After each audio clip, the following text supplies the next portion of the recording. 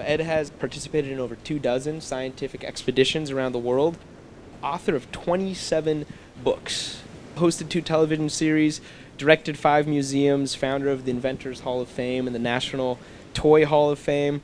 You've dove for treasures, you've kayaked with gray whales. You've kind of done it all.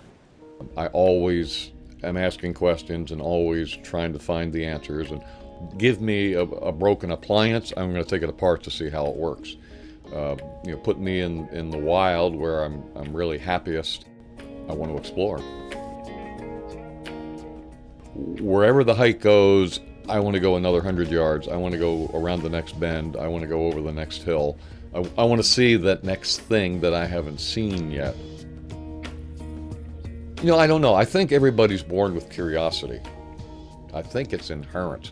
That's what drives me to learn. Something occurs, you see something, you hear something, and that drives you because you have to know. Your curiosity has been raised. And I think that's the reason to travel. That's the reason to explore. This is why I go outside. Somebody says, hey, we're going to go to the mountains next week. Are you ready? Yes, I'm ready.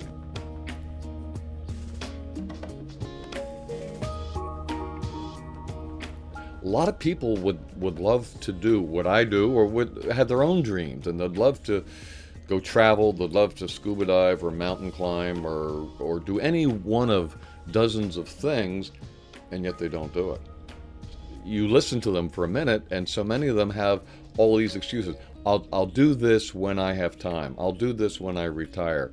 Or I'd like to do it, but. The bottom line for me is that the excuses are your own roadblocks.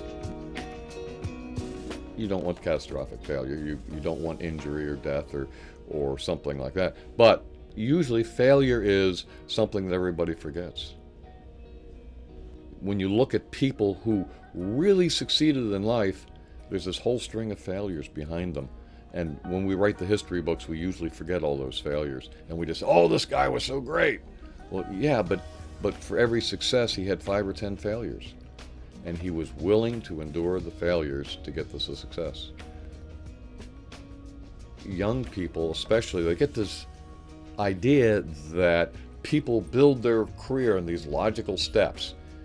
And I don't think that ever occurs. Your career, your life opens up and there are opportunities, and you either take the opportunity or it's gone. That's what life is. It's taking things as they come. It's plan B. It's not following plan A.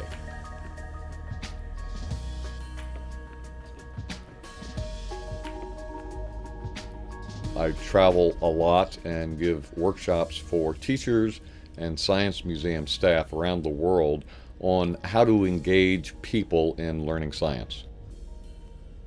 I'm waiting for the next email to say what I'm doing next year, what cruises I'm going on, what countries I'm visiting, what workshops I'm giving. Most of them will be turned down.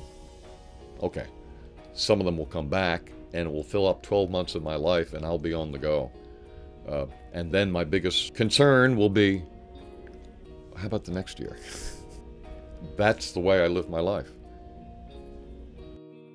There's still areas that we have not seen, we have not explored. Most of the ocean is not yet explored. And so as we look harder and harder, we're finding important stuff. It's not done. There's so much more to do. I'm Ed Sobey. I'm an explorer.